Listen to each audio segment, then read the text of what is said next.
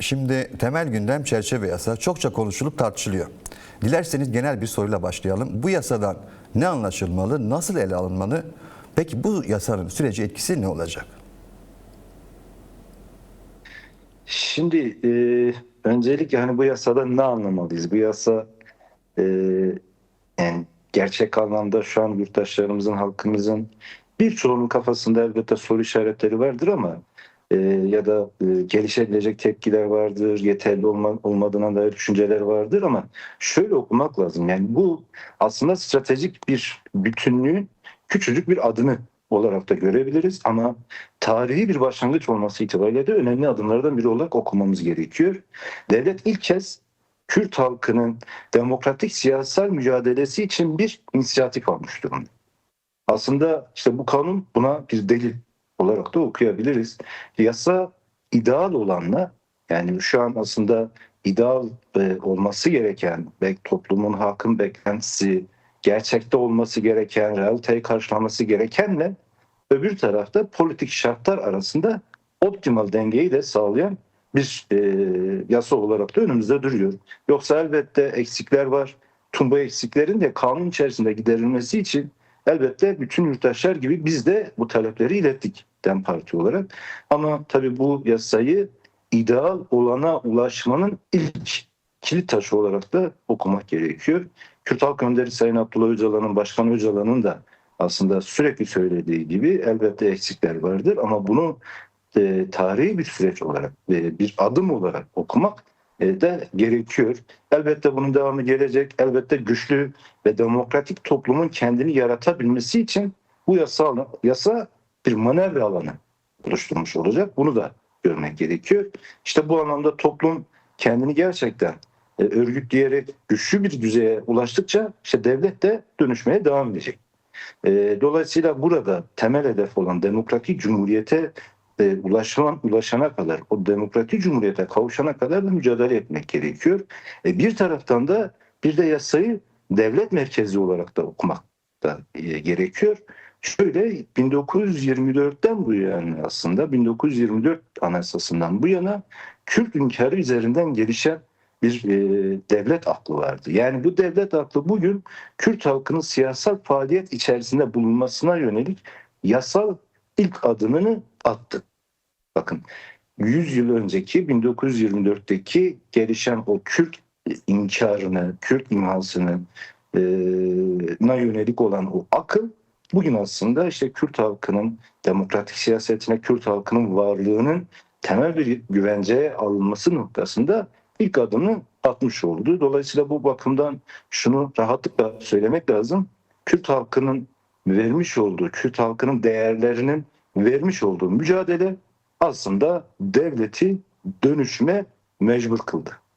Bir anlamda devlet Kürt halkının vermiş olduğu onurlu mücadeleyle, Kürt halkın değerlerinin vermiş olduğu mücadeleyle gelinen aşamada artık dönüşme kendini mecbur kıldı. Dolayısıyla buradan bakmak lazım. Bunu bir ilk adım olarak görmek lazım. Elbette sorunların tamamını çözmüyor ama real politik çerçevede değerlendirdiğimiz zaman gerçek anlamda aslında geleceğe yönelik olarak gelecekte sorunların çözümüne yönelik olarak Türkiye'nin demokratikleşmesi, Türkiye'nin eşit yurttaşlık idealine ulaşması için bir adım olarak görmek gerekiyor. Böyle tartışmak ve ama bundan sonraki süreçte de mücadelenin devam edeceğini. Çünkü bu bir ilk adımdır.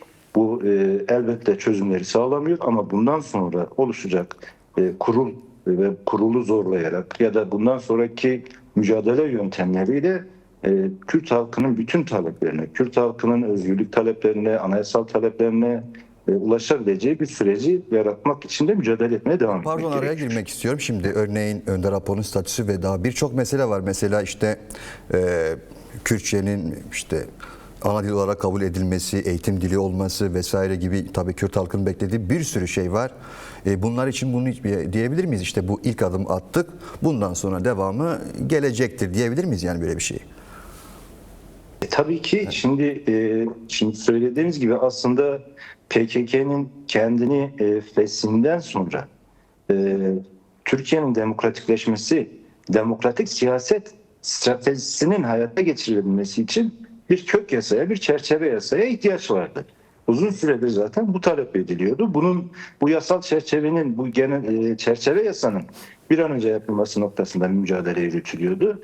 Nitekim Kürt Halk Önderi Başkan Öcalan da bu baş müzakereci olarak bu görüşmeleri yürütüyordu. Geldiğimiz aşama itibariyle ilk etapta yapılan elbette ana dil taleplerini, Kürt halkının diğer bütün taleplerini çözecek bir yasa değil, ama öbür tarafta onun bütün sorunların çözümüne yönelik olarak ilk adım atıldı diyebiliriz. Başkan Öcalan'ın statüsü meselesine ilişkin olarak da elbette bu yasa şu an için bir çözüm getirmiyor. Ya da özgürlüğü noktasında ilk etapta bir çözüm getirmiyor, ama netice itibariyle hani biz her zaman Başkan Öcalan'ın da bizzat söylediği gibi hani statü kavramından işte topluma özgürce hitap etme, fikirlerini ulaştırabilmeyi kastettiğini de düşündüğümüz zaman işte bu yasayla aslında bunun şartları da oluşturulmuş oluyor. Bundan sonraki süreçte Sayın Öcalan bundan sonraki süreçte akademi çevresiyle, basınla görüşmelerini gerçekleştirebileceği yeni bir döneme aslında bugün itibariyle meclise sunulan yasa teklifiyle birlikte başlandı diyebiliriz. Evet, yani bu tarihi ilk adım önümüzdeki süreçte tabii ki bir şeye vesile olacak diyoruz yani. Öyle olacak. Evet. Kesinlikle. Yani bunu bir vesile olarak görmek lazım. Yani bu elbette halkımızda mesela yasanın içeriğinden dolayı tutulan istisnalardan kaynaklı olarak ya da yasanın 12 maddenin içerisindeki bazı maddelerden kaynaklı bütün sorunlara, bütün birikmiş ya da Kürt halkının inkarına yönelik olan bütün sorunları bir anda çözmeyecek. Ama bu bir başlangıç. Bu tarihi bir adım.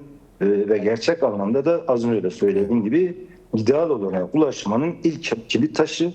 Dolayısıyla mücadele bugün başladı. Meclise sunulan kanun teklifiyle, daha doğrusu yasal olarak Kürtlerin 24 anayasasıyla birlikte hukuk dışına itilmesini, hukuk içerisine alınmaması süreci bugün meclise sunulan kanun teklifiyle artık değişti diyebiliriz. Kürt halkının hukuk içerisine alınması, Kürt halkının demokratik siyaset stratejisini hayata geçirebilmesi, demokratik mücadeleyi büyütebilmesi, bunun için bir adım atılmış oldu diyebiliriz. Evet değerli Uçar, verdiğiniz bilgiler için çok teşekkür ediyoruz. Biz teşekkür ediyoruz. Ben bir kez daha bütün halkımızı saygıyla selamlıyorum. Dediğim gibi halkımız gerçekten umutlu olsun. Bu bir adımdır, ama bundan sonraki süreçte oluşacak olan kurul üzerinden de belki ilk etapta bir kısım arkadaşlarımız özgürlüğüne kavuşacak. Belki diasporadan arkadaşlar gelecek, gerilla gelip siyasete dahil olacak, ama bütün arkadaşlarımızın da demokratik siyaset stratejisi çerçevesinde yürütecek olan mücadeleye dahil olacakları zamanın da yakın olduğunu buradan söyleyebiliriz. Bir kez daha teşekkür ediyorum. Bütün halkımıza saygılarımı, sevgilerimi iletiyorum. Çok teşekkür ederiz. İyi geceler. Kendinize iyi bakın. İyi geceler. İyi geceler.